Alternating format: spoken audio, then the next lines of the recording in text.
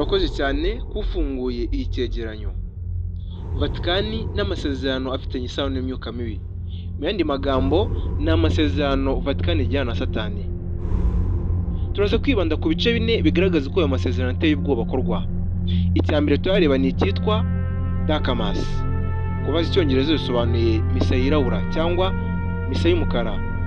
Ikindi turareba nacyo giteye ubwoba ni Invocation of Lucifer cyangwa se guhamagara Satani. Icya gatatu ni icyitwa Blood Sacrifice cyangwa se igitambo cy'amaraso. Ibi byose uko ari bitatu bisoje gukorwa, hakorwa igikorwa cya kane aricyo cyitwa Enthronement Ritual. Iki ni igikorwa kikarundura cyitwa umuhango wo gushyira Satani ku ntebe. Ibi byose tugiye kurebera hamwe uko bikorwa mu mabanga akomeye cyane n'abayobozi bakuru ba Vatikani. Ariko kandi mbere yuko dukomeza, niba utari wakanda subscribe wayishyira wikanda kugira ngo ujye ubona ibyegeranyo byacu ku gihe kandi bigere no ku bandi benshi. Ufite igitekerezo ugishyira muri komenti. Tugiye kubana nitwa Ezekiel Niyomugaba. Ndakwibutsa ko ibyo byose tugiye kurebera hamwe ni ibyakuwe mu bitabo byanditswe n'abapadiri ba Kiliziya ndetse n'ibindi bitabo byagiye byandikwa mu mateka. Ariko kandi turaza kwifashisha na Bibiliya nk'umuyobozi mukuru. Mu mateka hagiye havuga ibirego bitandukanye bishinja Vatikani kugira uruhare mu bikorwa by'ibanga bivuga ko bifitanye isano no gukorana n'imyuka mibi. Bamwe bemera ko hari bamwe mu bayobozi ba Kiliziya bakoze imihango y'ubupfumu kugira ngo bagumane ububasha, bagire imbaraga zo kugenzura inyigisho za Kiliziya ndetse banagire ingaruka ku bikorwa n'imiyoborere y'isi yose, nk'uko kuri ubu n'ababasha kubihakana ko Vatikani ari iyoboye. Umuhango wa mbere twavuze turarebaho muri ariya masezerano Vatikani igirana na Satani, umuhango witwa Dakamas, misa y'umwijima cyangwa se misa yirabura. Misa y'umwijima ni imihango bivugwa ko ikozwe mu ibanga n'abakozi b'imyuka mibi igamije gukerensa misa gatulika isanzwe no guha icyubahiro Satani. Iyi misa ihindura burundu amasengesho ya Kiliziya, igashyira imbere ubugome, guhakana Imana no gutamba ibitambo bibi. Ariko igitangaje ni uko nanone iyi misa ihindukirwa igakorwa n'abayobozi bakuru bo muri Vatikani, kandi wagatekereje ko ahari wenda yakabaye ikorwa n'abandi bantu ku ruhande. Dore uko iyi misa ikorwa, iyi misa y'umwijima. Icya mbere, aho gusenya amasezerano ya Kiliziya, gusenya amasengesho ya Kiliziya. Abakora iyi misa ngo bafata ibice by'amasengesho gatulika nk'igitambo cya misa Credo Sanctus, bakabihindura ku buryo bihinduka ibisingiza Satani aho guhimbaza Imana. Ikindi cya kabiri gikorwa muri iyi misa y'umwijima ni ugukoresha inyandiko zihinduwe, icyo bita consecration. Ihinduka ry'umugati na divayi mu mubiri n'amaraso ya Kristo. Ibi ngibi birahinduka rwose, bigahinduka ku buryo busingiza Satani aho kugira ngo bibe mu buryo busanzwe mu buryo abakristo gatulika bazi bisanzwe bikora, bakabona ko ari uburyo buhimbaza Imana. Muri uyu muhango birakorwa bigakorwa mu buryo busingiza Satani. Icya gatatu gikorwa muri misa y'umwijima ni ugukoresha ibikoresho bihumanye. Ubundi misa isanzwe ikoresha ibikoresho byera nk'igikombe cya alitari, ariko misa y'umwijima bikoresha ibikoresho bihumanye nk'ibifite amaraso, amagufwa y'abantu cyangwa ibyashowe mu bikorwa by'ubupfumu. Icya kane gikorwa muri misa y'umwijima ni ukugoreka ijambo ry'Imana. Ibice by'ibyanditswe byera bivugwa mu buryo bwo kubihindura, kubituka cyangwa kubisoma mu buryo bwihishe buvuga ibitandukanye n'ukuri kwayo. Ibi byose ibikorwa tubonye uko ari bine ni ibikorwa bikorwa muri uyu muhango wa mbere wa misa yirabura. Dore icyo abahanga bavuze. Uwitwa Malaki Martin mu gitabo Windsoft House yavuze ko hari ibyemezo bifatika by'uko iyi mihango yaba yarakozwe n'abakomeye muri Vatikani. Yagize ati, hari umubare w'abasaserdoti bagiye badakorera Imana, ahubwo bashyira imbere gukora ubundi butegetsi bwihishe mu mbaraga z'umwijima, bituma bayoboka iyi mihango yirabura. Dore ibyanditswe byera icyo bibivugaho. Isa igice cya 5:20, bazabona ishyano abita ikibi cyiza n'ikiza bakacyita ikibi, abahindura umwijima umucyo, umucyo bakawuhindura umwijima, abahindura igishyushye igikonje n'igikonje bakakigira igishyushye. Iyi mirongo yerekana ko abagerageza kugoreka ibya Kiliziya no guhindura amasengesho y'Imana bagwa mu cyaha gikomeye. ariko kandi iyaba basi ari abantu bo ku ruhande. Ikibabaje ni uko abagerageza kubigoreka n'ubundi ari ba bandi b'abayobozi bakuru babo ba kiliziya nibo bagaruka inyuma bakabeshya abakristo, maze ibyo bakoze bigatandukana rwose n'ibyo beretse rubanda. Umuhango wa kabiri ukorwa muri ya mihango ine twavuze ni umuhango witwa Invocation of Lucifer. Uyu ni umuhango wo guhamagara Satani. Invocation of Lucifer ni umuhango bivugwa ko ukorwa mu ibanga kugira ngo bahamagare imbaraga za Satani, bamwemereye kuyobora no guha abayobozi b'amadini ububasha. Iki gikorwa kivugwa nk'icyabereye muri Vatikani mu myaka y'1960. Bivuga ko aribwo bwa mbere iki gikorwa cyari kibaye. Dore uko uyu muhango ukorwa. Icya mbere, aho gukoresha ijambo ry'ibanga. Bivugwa ko hari amagambo akomeye yahishwe mu ndimi za kera. Aya magambo aravugwa mu buryo bwihariye kugira ngo Lucifer yemere kwigaragaza. Icya kabiri gikorwa muri uyu muhango wo guhamagara Satani ni ugukoresha ibicaniro by'ikimenyetso. Ahantu habereye umuhango harushushanywa ibimenyetso bya pentagram cyangwa inyuguti zahinduwe zivuga amazina ya Satani. Ikindi gikorwa muri uyu muhango wo guhamagara Satani cya gatatu ni ugusoma amasengesho y'ihinduramatwara. Muri aya masengesho ibitekerezo by'ijuru birakumirwa, nko kuvuga Imana, kuvuga Bibiliya, Yesu, ahubwo Satani agashimagizwa ndetse hakemezwa ko ari ugomba kuyobora isi n'amadini. Umuhango wa kane ukorwa muri iki gikorwa cyo guhamagara Satani ni kumurika umucyo uhumanye cyangwa se umucyo uhumanye. Dore ibibera muri uyu muhango cyangwa se muri iki gikorwa. Ibitambo bimwe na bimwe bikorerwa mu mucyo w'urumuri rwijimye. Mbese ni amatara aba yarabugenewe, ibintu bimeze nk'amatara ku buryo bitanga urumuri rwijimye hakoreshejwe amatara atanga igicucu kidasanzwe. Uhageze bwose utabimenyereye ushobora kwikanga ugatabaza, kuko ni ibikorwa bikorwa n'abantu babimenyereye gusa, ndetse bigaragara koko ko hari baba bari guhamagara iyi myuka mibi. Dore icyo abanditsi bavuze kandi b'abakatolika. Umwanditsi Marikal mu gitabo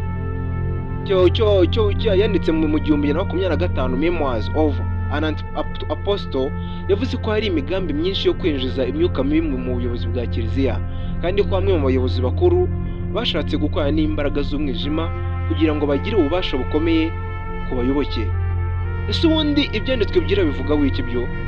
Mu rwa kabiri rw'Abakorino igice cya 11 umurongo wa 14 kugeza ku wa 15 haravuga ngo, kandi si igitangaza kuko Satani ubwe yihindura umumarayika w'umucyo. Nuko rero ntibitangaje ko abakozi be nabo bihindura abakozi bakorera ukuri cyangwa se ukuri. Iyi mirongo yerekana ko Satani ashobora kwihindura nk'umumarayika w'Imana, ariko ibikorwa bye biganisha ku cyaha. Umuhango wa gatatu ukorwa muri ya masezerano Vatikani ijyana na Satani ni umuhango witwa Blood Sacrifice. Iki cyo ni igitambo cy'amaraso. Muri uyu muhango habamo gutanga amaraso nk'igitambo, ndetse n'imigenzo ya kera y'ubupfumu ikoreshwa cyane n'abemera gukorana n'imbaraga mbi. Bivugwa ko mu mihango y'ibanga hari igihe amaraso y'abantu ashobora gutangwa nk'igitambo cy'ukwemera amasezerano ya Satani. Ese ubundi uyu muhango ukora gute? Umuhango witwa Blood Sacrifice cyangwa se igitambo cy'amaraso. Icya mbere, habamo guturanya igitambo. Ubundi mu mateka imigenzo y'ubupfumu yagendaga ihitamo inzirakarengane kugira ngo zibe ibitambo. Rero bivuga ko mu bayobozi b'inzego runaka bashobora kuba barakoze ibyo bitambo, bagahitamo abantu runaka, abantu basanzwe, nuko abo bantu bakabahitamo bakaba ibitambo. Igikorwa cya kabiri gikorwa muri Blood Sacrifice cyangwa se muri iki gitambo cy'amaraso nk'umuhango wa gatatu ukorwa mu gikorwa cy'amasezerano akoranwa na Satani ni ugusesa amaraso ku kibambasi. Iriya maraso y'igitambo cy'inzirakarengane, cyane cyane ay'umuntu, ayo maraso y'igitambo ngo asaswa ku bicaniro, bikaba ikimenyetso cy'uko Satani yakiriye amasezerano, ndetse ayo maraso agasirwa ku bibambasi baba barimo. Igikorwa cya gatatu gikorwa ni ukuririmba indirimbo za gihanuzi. Muri ibi bikorwa ngo indirimbo zihariye ziririmbwa ziganisha kwemera Satani ububasha mu isi. Iki gihe rwose uyu muhango wabo uba uri wenda kugera ku iherezo habura umuhango umwe. Igikorwa cya kane rero gikorwa muri uyu muhango wo guhamagara Satani ni ukwemeza amasezerano mu maraso. Kwemeza amasezerano mu maraso. Amaraso ashyirwa ku nyandiko y'ibanga cyangwa ku myenda ikoreshwa n'abayobozi b'iyo mihango. Ni ukuvuga ngo ya maraso ya cya gitambo cy'inzirakarengane yashyizwe ku gitambo, andi maraso rero amwe kuri ya maraso, ayo maraso ashyirwa mu nyandiko z'ibanga cyangwa se agasigwa ku myenda ikoreshwa n'abayobozi b'iyo mihango. Ibi ni ibintu rwose biteye ubwoba ku buryo uramutse uhari wowe ubwawe cyangwa se ubibonye udashobora kuhahagarara, ahubwo watabaza ugatekereza yuko hari ibindi bintu bidasanzwe nabyo. Ese ubundi abanditsi bavuze ngo iki? Abanditsi batandukanye, ibi ngibi ni ibintu byagiye bivugwa rwose kandi bikavugwa cyane, uretse ko ibitabo byagiye byandikwamo ni ibitabo bigirwa ibanga, ndetse kugira ngo wakisesinge ibyo bitabo cyangwa se kugira ngo ubibone, akenshi uzasanga ushobora kubigura ku mbuga ushobora kubisangaho, ntabwo biba ari ubuntu kubera ko amakuru yabyo ni amakuru aba adashaka kujya hanze. Undi mwanditsi witwa rero David Yalob mu gitabo In God's Name cyangwa se mu izina ry'Imana, avuga ko hari ibimenyetso byerekana ko hari abayobozi b'amadini bakoresheje ubwicanyi nk'igikoresho cyo kwemeza amasezerano akomeye mu nzego z'ibanga. Bibiliya se ubundi ibivugaho iki? Aho ntiyaba nayo yemera aya masezerano, ariko ntabwo Bibiliya rwose ushobora kubyemera. Abalewi igice cya 17 ku murongo wa 11 haravuga ngo kuko ubugingo bw'ikiremwa buri mu maraso, kandi jyewe nabihaye igicaniro kugira ngo bikorerwe impongano y'ubugingo bwanyu. Niyo mpamvu nabwiye Abisirayeli muzarye amaraso y'ikiremwa na kimwe.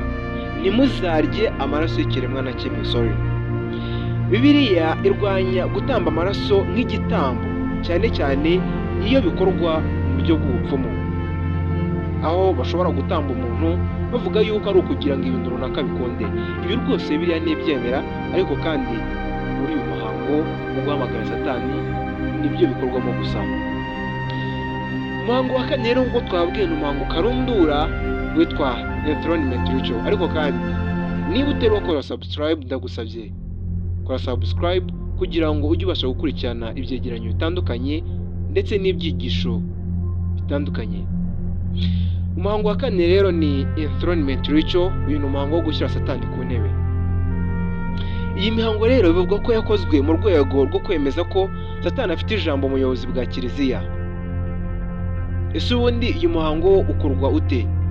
Dore ko uyu muhango rero ukorwa: icya mbere, kugira inama yo kwemeza ubutegetsi bwa Satani, cyangwa se mu yandi magambo habaho inama yo kwemeza ubutegetsi bwa Satani mu manama atandukanye, nko mu manama mujya mwumva y'aba Jesuit, manama mujya mwumva y'aba Illuminati, aho yose habaho uyu muhango ukorerwamo, umuhango wo kwemeza ubutegetsi bwa Satani.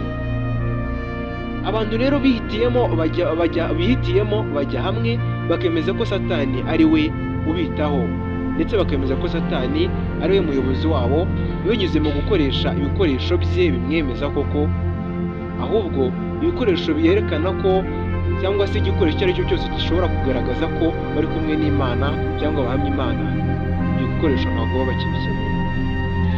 Igikorwa cya kabiri gikorwa muri uyu muhango wo kwimika Satani ni gukorera icyubahiro Satani, cyangwa se guha icyubahiro Satani. Hari aho bashushanya Satani yicaye ku ntebe.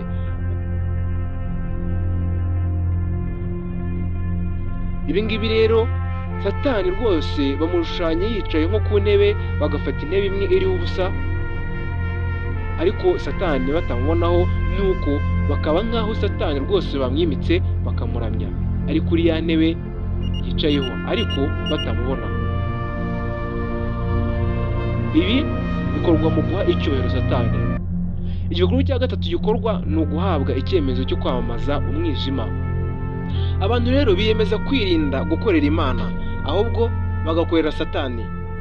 Aha niho mujya mwumva abantu benshi bakura bya bintu bivuga ngo uyu muhanzi runaka ibikorwa bye byose bigaragaza ko nta kubaha Imana agira, ariho bagenda bakura ngo ahari abakorera imyuka mibi. Ibi rwose biba bifite ishingiro ndetse biba bifite n'inkomoko, kuko hari amasezerano basinya avuga ko bagomba kwirinda gukorera Imana ahubwo bagakorera Satani.